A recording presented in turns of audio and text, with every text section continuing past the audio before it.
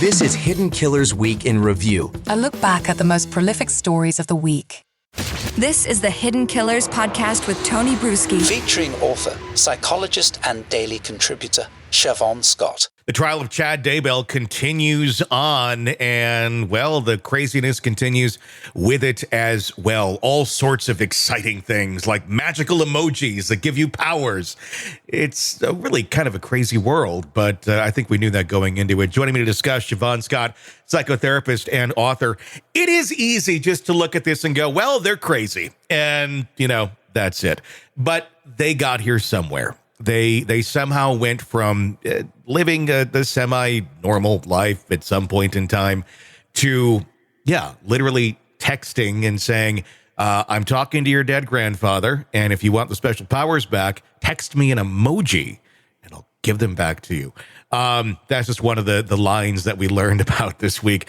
Siobhan, walk me through this a little bit. How does one get there? It's really hard to understand how people can, look like, if you saw them as your neighbors in your neighborhood, you wouldn't have any clue about this crazy magical thinking. But I think it's unfortunate that in truth, there are lots and lots of people who entertain these weird beliefs. And then as these folks did, they find other people who have that tendency, who believe the same way they do, and they all reinforce each other. And it just gets further and further out there as time goes on. But I mean, at some point, somebody's got to say this is nuts. I mean, or at least the initial person I would think would be thinking this is nuts. Is it kind of one of those things where you throw it out there and you see what sticks, and that, wow, these people actually believe this, and if I keep going down this road, I can control them? Is that how this all starts, or did Chad, you think, at one point actually believe this sort of stuff that he was telling Lori? My guess about Chad is it's primarily about his ability to coerce and control other people and manipulate them.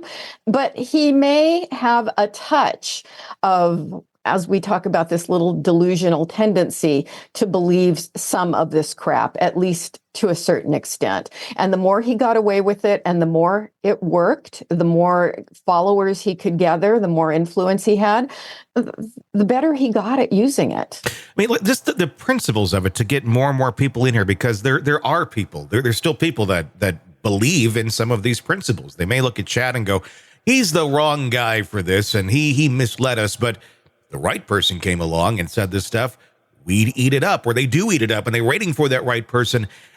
What's going on in a mind that enables this way of thinking? Like, why? What is is there a desire? Are they missing something? Are they needing something? Is it a void that's being filled? Or is there something like just really not working correctly and things aren't adding up? I go with most of the time it's something's not working correctly. And I actually have a person in my family system, not my immediate family, but my family system, who has a lot of these same not this identical type of religious belief, but has weird religious beliefs with a lot of magic, a lot of focus on evil spirits and the devil. And he's into conspiracy. Name a conspiracy theory and he'll bring it up at Thanksgiving, and everybody else just kind of rolls their eyes and says, here he goes. He's always been weird in that way. And again, he's held a normal job. He's an engineer. You wouldn't look at him and think, this guy's nuts. But there's always been this level of, kind of childish, bizarre, magical thinking. And I think there are a lot of people like that. And they do tend to congregate in religious or some kind of faith-based group, and they find each other. What draws people to that?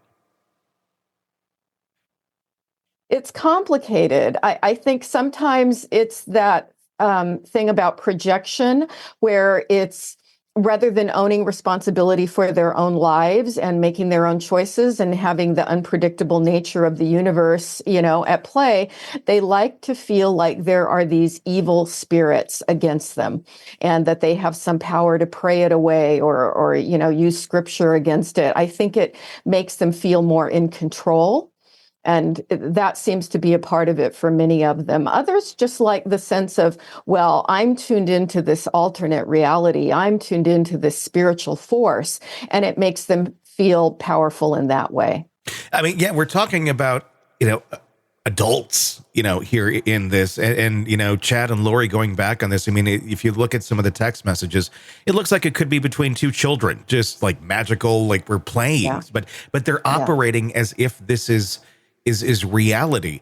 Is it kind of going back to the whole thought process of, the unknown, where people are more likely to participate and continue on with something with the chance that maybe this is going to happen, or something like this is going to happen, versus here's reality, or here's the fact of like, this is going to happen or this is not going to happen, just absolutes the fact that there's the mystery about it. Is that what kind of draws people in? It's like the magic grab bag. You never know what's going to be in there. And that's kind of draws people in.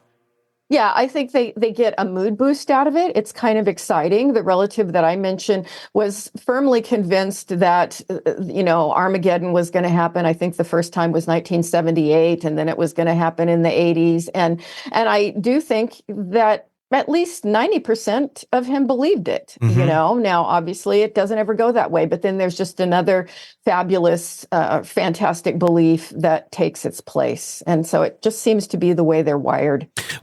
Sick of the ads? We are too. Start listening with no commercials now and get access to all of our episodes in advance of everyone else. Become a True Crime Today Premium Plus subscriber on Apple Podcasts. Search True Crime Today Premium Plus on Apple Podcasts or go to our podcast page and sign up now. True Crime Today Premium Plus. Sign up now.